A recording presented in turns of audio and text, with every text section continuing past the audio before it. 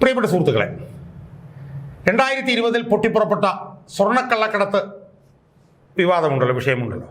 ആ വിഷയവുമായി ബന്ധപ്പെട്ട് മലയാളി കേട്ടു തുടങ്ങിയ ഒരു പേരാണ് സ്വപ്ന സുരേഷ്. സ്വപ്ന സുരേഷ് ഈ സ്വർണ്ണക്കള്ളക്കടത്ത് വിവാദത്തിൻ്റെ ആദ്യഘട്ടത്തിൽ വലിയൊരു വില്ലത്തിയായിട്ടാണ് നമ്മുടെ മുമ്പിൽ അവതരിപ്പിക്കപ്പെട്ടത്. സ്വർണ്ണക്കള്ളക്കടത്തിന് മുഴുവൻ ഉത്തരവാദി ആയിട്ടുള്ള സ്വപ്ന സുരേഷ്, അത് പിണറായി വിജയനും കൂട്ടർക്കും വേണ്ടി ആ തെറ്റ് മുഴുവൻ ചെയ്ത ഒരു ക്രിമിനൽ സ്വഭാവമുള്ളൊരു വനിത. ആ വനിതയെ ഒരു ഘട്ടമായപ്പോഴത്തേക്ക് പോലീസ് അറസ്റ്റ് ചെയ്യുന്നു, മാസങ്ങളോളം ജയിലിൽ പാർപ്പിക്കുന്നു.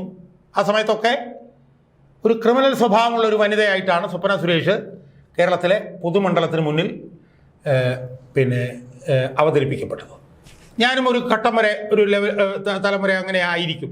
ഇവരാണ് ഇതിനകത്ത് ഏറ്റവും വലിയ ഒരു ഒരു കുഴപ്പക്കാരി എന്നുള്ള ഒരു ചിന്തയാണ് എനിക്കുൾപ്പെടെ ഉണ്ടായിരുന്നത്. എന്നാൽ സുഹൃത്തുക്കളെ, ഈ ജയിലിൽ നിന്ന് ഇറങ്ങിയതിന് ശേഷം സ്വപ്ന സുരേഷ് നടത്തിയിട്ടുള്ള ചില പ്രതികരണങ്ങളുണ്ട്. ആ പ്രതികരണങ്ങൾ ഏതാണ്ട് 2021 മുതൽ തുടരുകയാണെന്നാണ് എൻ്റെ ഓർമ്മ. ഇപ്പോഴും ആ പ്രതികരണം തുടരുകയാണ്. ഈ കഴിഞ്ഞ ദിവസവും സ്വപ്ന സുരേഷ് ബാംഗ്ലൂരിൽ നിന്ന് ഒരു പ്രതികരണം നടത്തുകയുണ്ടായി. സുഹൃത്തുക്കളെ, ആ പ്രതികരണങ്ങളെല്ലാം കൂടെ വെച്ച് നമ്മൾ പരിശോധിച്ച് നോക്കും. അതിൻ്റെ ഇടയിൽ അവർ ചാനലിനൊക്കെ തന്നെ ദീർഘമായിട്ടുള്ള ഇൻ്റർവ്യൂകൾ പലതവണ കൊടുത്തു. പ്രതിപക്ഷം യൂട്യൂബ് ചാനലിലും അവർ 2 ലക്കം ഇൻ്റർവ്യൂ തരികയുണ്ടായി.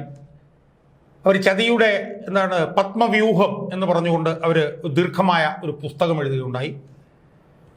അപ്പം ഇതിലൂടെയൊക്കെ തന്നെ അവരുടെ വ്യക്തിത്വം എന്താണ് എന്ന് അവർ പൊതുമണ്ഡലത്തിന് മുന്നിൽ അവർ കാണിച്ചു കൊടുക്കുകയായി. അതിൻ്റെയൊക്കെ ഭാഗമായി അവരെ നിരന്തരം അവരുടെ ചെയ്യുന്ന കാര്യങ്ങൾ നിരന്തരമായി പരിശോധിക്കാനും മനസ്സിലാക്കാനും അവരുമായി സംസാരിക്കാനും ഒക്കെ ശ്രമിച്ച ഒരു രാഷ്ട്രീയ നിരീക്ഷകനും പൊതുപ്രവർത്തകനും എന്നുള്ള നിലയിൽ ഒരു കാര്യം എനിക്ക് അവരെ കുറിച്ചിട്ട് ബോധ്യമാണ്. അവർ അക്യൂസ്ഡാണ്, അതിൽ തർക്കമൊന്നുമില്ല. അവരെ കുറ്റം ചെയ്തോ ഇല്ലയോ എന്നുള്ളത് തെളിഞ്ഞിട്ടില്ല. അവർ പ്രതിയാണ്, അതിലൊന്നും തർക്കമൊന്നുമില്ല. ആ പ്രതിസ്ഥാനത്ത് നിർത്തിക്കൊണ്ട് തന്നെ, അവർ പ്രതിയാണെന്ന് അംഗീകരിച്ചുകൊണ്ട് തന്നെ, അവർ ചുമത്തപ്പെട്ട കുറ്റം തെളിഞ്ഞിട്ടുണ്ടോ ഇല്ലയോ എന്നുള്ളത് ഇതുവരെ തെളിയിക്കപ്പെട്ടിട്ടില്ല എന്നുള്ളത് അംഗീകരിച്ചുകൊണ്ട് തന്നെ അവർ ഇച്ഛാശക്തിയുള്ള, ആർജവമുള്ള, സത്യസന്ധയായിട്ടുള്ള ഒരു വനിതയാണ് എന്നാണ് എനിക്ക് എൻ്റെ പ്രേക്ഷകരോട് പറയാനുള്ളത്. നമ്മൾ ഇതിനിടയിൽ പലരെയും ഒക്കെ വേറെ വനിതകളെയൊക്കെ വിവാദങ്ങളുമായി ബന്ധപ്പെട്ട് കണ്ടു. ഇപ്പോൾ സോളാർ തട്ടിപ്പുമായി ബന്ധപ്പെട്ടുകൊണ്ട് നമ്മൾ സോളാർ പരാതിക്കാരിയായിട്ടുള്ള ഒരു സ്ത്രീയെ നമ്മൾ കണ്ടിട്ടുണ്ട്. അവരുടെ പ്രതികരണങ്ങളും പൊതുമണ്ഡലത്തിലുണ്ട്. പക്ഷെ അവരുമായിട്ടൊന്നും ഒരു കാരണവശാലും താരതമ്യം ചെയ്യാൻ കഴിയാത്ത സത്യസന്ധതയുള്ള ഒരു വനിതയാണ് സ്വപ്ന സുരേഷ് എന്നാണ് എനിക്കവരെ ഈ ഒരു 3-4 വർഷക്കാലം അവരെ മനസ്സിലാക്കാൻ ശ്രമിച്ചതിൽ നിന്ന് എനിക്ക് എൻ്റെ പ്രേക്ഷകരോട് പറയാനുള്ളത്. സുഹൃത്തുക്കളെ, അവർ ജയിലിൽ വന്നതിന് ശേഷം എത്രയോ പ്രതികരണങ്ങൾ അവർ നടത്തി. ആ പ്രതികരണങ്ങളിലൂടെ അവർ എത്രയോ ഞെട്ടിക്കുന്ന വസ്തുതകൾ പുറത്തു കൊണ്ടുവന്നു. അത് ചെറിയ കാര്യങ്ങളാണോ അവർ പുറത്തു കൊണ്ടുവന്നത്? അവർ പുറത്തു കൊണ്ടുവന്നത് മുഖ്യമന്ത്രി ബന്ധപ്പെട്ടിട്ടുള്ള സ്വർണ്ണക്കള്ളക്കടത്ത് വിവാദം, അതായത് സ്വർണ്ണക്കള്ളക്കടത്തിൽ മുഖ്യമന്ത്രിക്കുള്ള പങ്ക്, മുഖ്യമന്ത്രിക്ക് മാത്രമല്ല, മുഖ്യമന്ത്രിയുടെ മകളെക്കുറിച്ച് ആദ്യമായി വിശദമായി പൊതുമണ്ഡലത്തോട് പറഞ്ഞത് സ്വപ്ന സുരേഷ് അല്ലേ? മുഖ്യമന്ത്രിയുടെ മകളാണ് ഈ മുഖ്യമന്ത്രിയെ ചുറ്റിപ്പറ്റിയിട്ടുള്ള അഴിമതി ആരോപണങ്ങളുടെ മുഴുവൻ മാസ്റ്റർ ബ്രെയിൻ എന്ന് നമ്മളോട് കാര്യകാരണ സഹിതം പറഞ്ഞത് സ്വപ്ന സുരേഷ് അല്ലേ സുഹൃത്തുക്കൾ? കോവിഡ് കാലത്തും അതിന് ശേഷവുമൊക്കെ തന്നെ പിണറായി വിജയനെയും ഒക്കെ ചുറ്റിപ്പറ്റി ഉയർന്നു വരുന്ന അഴിമതികളുടെ ഒക്കെ തന്നെ അതിൻ്റെ ഒരു വിത്ത് ഇടുന്നത് മുഖ്യമന്ത്രിയുടെ മകൾ വീണ വിജയനാണ് എന്ന് നമ്മളോട് കാര്യകാരണ സഹിതം യാതൊരു ഭയവുമില്ലാതെ നമ്മളെടുത്ത് വന്ന് പറഞ്ഞത് സ്വപ്ന സുരേഷല്ലേ? എത്രയോ ഉദാഹരണങ്ങൾ അവർ നമ്മുടെ മുമ്പിൽ പറഞ്ഞു, എത്രയോ ഉദാഹരണങ്ങൾ. ഞാനതിൻ്റെ വിശദാംശങ്ങളിലേക്കൊന്നും പോകുന്നില്ല. അവരാണ് ഇതിൻ്റെ ഒരു കേന്ദ്ര ബിന്ദു എന്ന് നമ്മളോട് ആദ്യം പറഞ്ഞ സ്വപ്നല്ലേ? മുഖ്യമന്ത്രിക്ക് സ്വർണ്ണക്കള്ളക്കടത്തിലുള്ള പങ്ക് അർത്ഥശങ്കയ്ക്കിടയില്ലാത്ത വിധം കാര്യകാരണ സഹിതം നമ്മളോട് പറഞ്ഞത് സ്വപ്ന സുരേഷ് അല്ലേ? അവർ KT ജലീലിനെ കുറിച്ച് പറഞ്ഞില്ലേ? അവർ കടകംപള്ളി സുരേന്ദ്രനെ കുറിച്ചൊക്കെ എത്രയോ മ്ലേച്ഛമായിട്ടുള്ള കാര്യങ്ങൾ നമ്മളോട് പറഞ്ഞു. അവർ ശ്രീരാമകൃഷ്ണൻ എന്ന് പറയുന്ന സ്പീക്കറെ കുറിച്ച് നമ്മളോട് പറഞ്ഞില്ലേ, കാര്യങ്ങൾ പറഞ്ഞില്ലേ? ശ്രീരാമകൃഷ്ണന്റെ കിടപ്പുമുറിയിൽ ഇരുന്ന് സംസാരിച്ചതും മദ്യപിച്ചതും ഒക്കെ ആയിട്ടുള്ള കാര്യങ്ങൾ നമ്മളോട് പറഞ്ഞില്ലേ? തോമസ് ഐസക്കിനെ കുറിച്ച് അവർ പറഞ്ഞില്ലേ? തോമസ് ഐസക് അവരോട് പറഞ്ഞതിനെ കുറിച്ച് അവർ പറഞ്ഞില്ലേ? ശിവശങ്കരനെ കുറിച്ച് നമ്മളോട് പറഞ്ഞില്ലേ? CN രവീന്ദ്രനെ കുറിച്ച് നമ്മളോട് പറഞ്ഞില്ലേ? എത്രയോ ഉന്നതരായിട്ടുള്ള ആളുകളുടെ അഴിമതികളെ കുറിച്ചിട്ട് ഞെട്ടിക്കുന്ന വിവരങ്ങൾ നമ്മുടെ മുമ്പിൽ ഈ പറഞ്ഞതുപോലെ റിലൻലെസ് ആയിട്ട് അവതരിപ്പിച്ചുകൊണ്ടിരുന്ന ഒരു സ്ത്രീ ആയിരുന്നില്ലേ സ്വപ്ന സുരേഷ്? അവർ മുഖ്യമന്ത്രിയുടെ ഭാര്യയെക്കുറിച്ച് പറഞ്ഞില്ലേ? ഷാർജ സുൽത്താന്റെ ഭാര്യയ്ക്ക് എത്ര സ്വർണം വേണമെങ്കിലും, എത്ര സ്വർണ്ണമിട്ട് അവരെ വേണം മൂടാം, അവർ I will shower any amount of gold on her എന്നല്ലേ പിണറായി വിജയന്റെ ഭാര്യ പറഞ്ഞതായിട്ട് സ്വപ്ന സുരേഷ് പറഞ്ഞത്? പിണറായി വിജയന്റെ മകൾക്ക് ഷാർജയിലൊരു ബിസിനസ് സംവിധാനം ഷാർജ ഷെയ്ഖ് ഒരുക്കി കൊടുത്താൽ എത്ര സ്വർണം വേണമെങ്കിലും കൊടുക്കാം, ഷാർജ ഷെയ്ഖിന് കൊടുക്കാം എന്ന് പിണറായി വിജയന്റെ ഭാര്യ പറഞ്ഞു എന്ന് നമ്മളോട് വിളിച്ചു പറഞ്ഞത് സ്വപ്ന സുരേഷ് അല്ലേ സുഹൃത്തുക്കളെ? ഞാൻ അവരോട് ഇന്റർവ്യൂ ചെയ്യുമ്പോൾ ഞാൻ ചോദിച്ചു, നിങ്ങളെ ലൈംഗികമായി ഇവര് തോമസ് ഐസക്കോ അല്ലെങ്കിൽ കടകംപള്ളി സുരേന്ദ്രൻ ആരെങ്കിലും പീഡിപ്പിച്ചിട്ടുണ്ടോ? അവർ പറഞ്ഞില്ല, ഒരിക്കലുമില്ല. പക്ഷേ കടകംപള്ളി സുരേന്ദ്രൻ്റെയൊക്കെ ഉൾപ്പെടെ സെക്ഷൽ ആയിട്ടുള്ള ചാറ്റുകൾ എൻ്റെ കയ്യിലുണ്ട്, എൻ്റെ മൊബൈൽ ഫോണുകളിലുണ്ട്. പക്ഷേ അത് വെച്ചിട്ട് അവരെ ബ്ലാക്ക് മെയിൽ ചെയ്യാനൊന്നും ഞാൻ ഉദ്ദേശിക്കുന്നില്ല. എത്ര സത്യസന്ധമായിട്ടാണ് അവർ പറഞ്ഞത്. അവർ പറഞ്ഞു ഞാൻ ബ്ലാക്ക് മെയിൽ ചെയ്യാനൊന്നും ഉദ്ദേശിക്കുന്നില്ല. പക്ഷേ ഇങ്ങനെ പറഞ്ഞിട്ടില്ലെന്ന് പറഞ്ഞാൽ ഞാൻ അവരെ കോടതിയിലേക്ക് കൊണ്ടുപോകുന്നു. അവരെ ഒരു മാധ്യമപ്രവർത്തനം ഉപയോഗിച്ച് അവരെ സ്വാധീനം ചെലുത്താൻ, മുഖ്യമന്ത്രിക്ക് വേണ്ടി സ്വാധീനം ചെലുത്താൻ ശ്രമിച്ചത് അവർ നമ്മളോട് പുറത്തു വന്ന് പറഞ്ഞില്ലേ? അതുപോലെ എത്രയെത്ര വിവരങ്ങൾ പിന്നീട് MP ഗോവിന്ദനുമായി ബന്ധപ്പെട്ടുകൊണ്ട് ഒരു വിവാദം അവർ പറഞ്ഞില്ലേ? അവരെ സ്വാധീനിക്കാൻ ശ്രമിച്ചു എന്ന് പറഞ്ഞില്ലേ? MP ഗോവിന്ദൻ അവർക്കെതിരെ എന്തോ വക്കീൽ നോട്ടീസ് അയച്ചു എന്നൊക്കെ പറഞ്ഞു. പിന്നീട് വല്ലതും നമ്മൾ കേട്ടോ?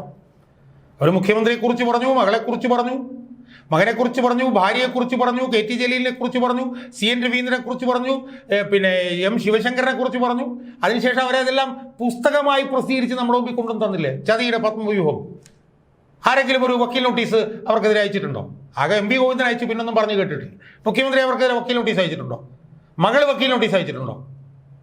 ഭാര്യ വക്കീൽ നോട്ടീസ് അയച്ചിട്ടുണ്ടോ? ആരെങ്കിലും വക്കീൽ നോട്ടീസ് അയച്ചിട്ടുണ്ടോ? ഇല്ല. അവർ കഴിഞ്ഞ ദിവസം അവരുടെ ഒരു അവരെന്നോട് ഒരു ഇന്റർവ്യൂവിൽ പറഞ്ഞൊരു കാര്യം ഞാനിപ്പോൾ ഓർക്കുകയാണ്.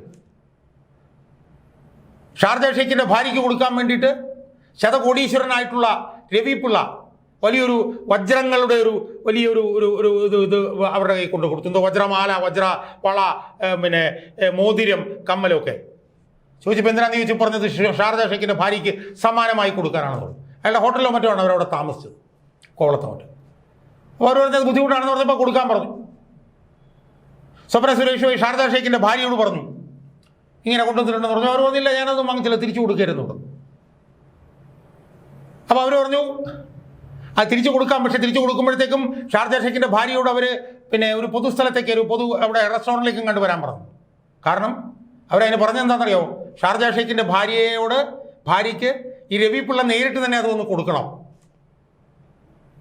എന്നാൽ മാത്രമേ അതിനകത്ത് നിന്നൊന്നും ആരും എടുത്തില്ല എന്ന് ഉറപ്പുവരുത്താൻ കഴിയുള്ളൂ.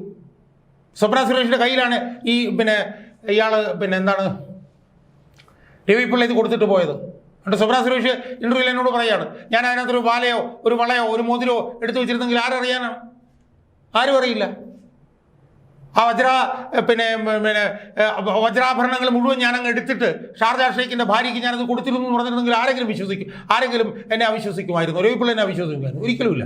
കാരണം രവി പിള്ളയ്ക്ക് വന്നിട്ട് ഷാർജ ഷെയ്ഖിന്റെ ഭാര്യയോട് ചോദിക്കാൻ പറ്റില്ല. കാരണം അവർ സ്ത്രീകളോട് മാത്രമേ സംസാരിക്കുള്ളൂ. അതുകൊണ്ട് തന്നെ എനിക്കെടുത്ത് വെക്കാമായിരുന്നു. പക്ഷേ ഞാനത് ചെയ്തില്ല. ഞാനൊരു തരി വജ്രം പോലും അതിൽ നിർത്തില്ല.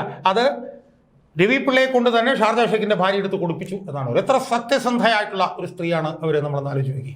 എത്ര സത്യസന്ധമായിട്ടുള്ളത്. അവരൊരു പ്രതിയായിട്ട് നിൽക്കുകയാണ്. അവർ കുറ്റം ചെയ്തില്ലെന്നും എനിക്കറിയില്ല, അവർ അക്യൂസ്ഡാണ്. പക്ഷേ അവർ വളരെ സത്യസന്ധയായിട്ടുള്ള ഒരു സ്ത്രീയാണെന്നാണ് അനുഭവം നമ്മളോട് പറയുന്നത്. സത്യസന്ധ മാത്രമല്ല, ഭയം ലെവലേശമില്ലാത്ത. ഇവിടുത്തെ കോൺഗ്രസ്സുകാർക്ക് പോലും പിണറായിക്കെതിരെ ഇത്ര ശക്തമായി ആഞ്ഞടിക്കാൻ വേണ്ടിയിട്ട് കഴിഞ്ഞിട്ടില്ല. എന്നാൽ അവർ പിണറായി വിജയനെതിരെ, ഭാര്യയ്ക്കെതിരെ, മകൾക്കെതിരെ ഒക്കെ എത്ര റിലൻലെസ് ആയിട്ടുള്ള സമരമാണ് സുഹൃത്തുക്കളെ അവർ നടത്തിക്കൊണ്ടിരിക്കുക. അവരിപ്പോൾ ബാംഗ്ലൂരാണ് ഉള്ളത്. അവരിപ്പോൾ ഈ കഴിഞ്ഞ ദിവസം പറഞ്ഞെന്താ, അവരും കൗൺസിൽ ജനറലും കൂടെ ഒരു ക്യാപ്റ്റൻ്റെ വീട്ടിൽ പോയി. ക്യാപ്റ്റൻ്റെ ഔദ്യോഗിക വസതിയിൽ തന്നെയാണ് പോയത്. അവർ അവിടെ ഇരുന്നുകൊണ്ട് പറയുകയാണ്, ഇവിടെ ബാംഗ്ലൂരിൽ ഇരുന്നുകൊണ്ട്. ക്യാപ്റ്റൻ്റെ ഔദ്യോഗിക ആരാണ് ക്യാപ്റ്റൻ നമുക്കറിയാം. അവിടെ ചെന്നപ്പോഴത്തേക്ക് ക്യാപ്റ്റൻ അദ്ദേഹത്തിൻ്റെ രണ്ടാമത്തെ മകനെ ഈ കൗൺസിൽ ജനറലിനെ പരിചയപ്പെടുത്തിയിട്ട് ഈ ക്യാപ്റ്റൻ ആ കൗൺസിൽ ജനറലിനോട് ചോദിക്കുകയാണ്, എൻ്റെ മകന് അവിടെ ഒരു സ്റ്റാർ ഹോട്ടൽ മേടിക്കാൻ പറ്റുമോ എന്ന് ഷാർജയിൽ, എങ്ങനെയുണ്ട്? ക്യാപ്റ്റൻ ആരാണെന്ന് എല്ലാവർക്കും അറിയാമല്ലോ. ക്യാപ്റ്റൻ്റെ ഔദ്യോഗിക വസതി ഏതാണെന്നുള്ളത് എല്ലാവർക്കും അറിയാം. ആ ക്യാപ്റ്റൻ ചോദിക്കുകയാണ് തൻ്റെ മകന് അവിടെ ഒരു സ്റ്റാർ ഹോട്ടൽ മേടിക്കാൻ പറ്റുന്നു ഷാർജയിൽ. എന്നിട്ട് സ്വപ്ന സുരേഷ് പറയുകയാണ്, ഒരു ബാങ്ക് ഉദ്യോഗസ്ഥൻ ഷാർജയിൽ എങ്ങനെ പിന്നെ ഹോട്ടൽ മേടിക്കാൻ കഴിയും? എന്നിട്ട് അവർ തന്നെ അതിൻ്റെ അടിയിൽ പറയുകയാണ്, അവരുടെ ഫേസ്ബുക്ക് പോസ്റ്റിൽ അവർ തന്നെ അതിൻ്റെ അടിയിൽ പറയുകയാണ്. എന്താ പറയുന്നത്?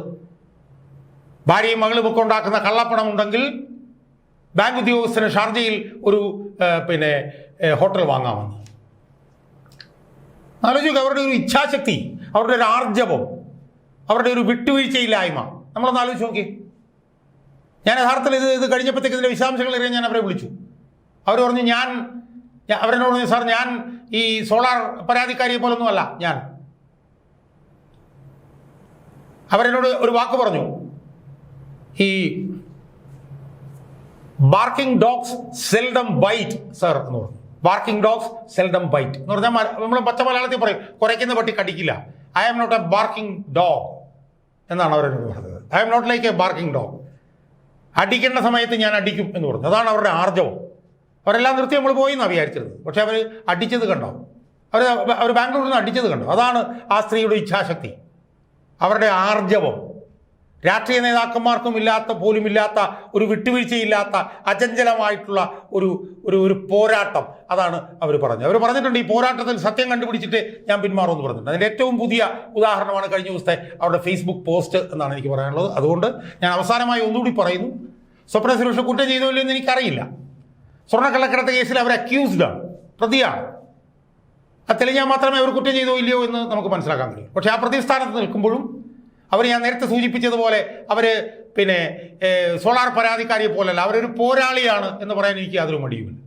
ഇച്ഛാശക്തിയുള്ള, ആർജവമുള്ള, സമര പോരാട്ട വീര്യമുള്ള ഒരു വനിതയാണ് സ്വപ്ന സുരേഷ് എന്നാണ് അവരുടെ ഏറ്റവും പുതിയ ഇടപെടലും തെളിയിക്കുന്നത് എന്ന് പറയുന്നത് എനിക്ക് യാതൊരു മടിയുമില്ല.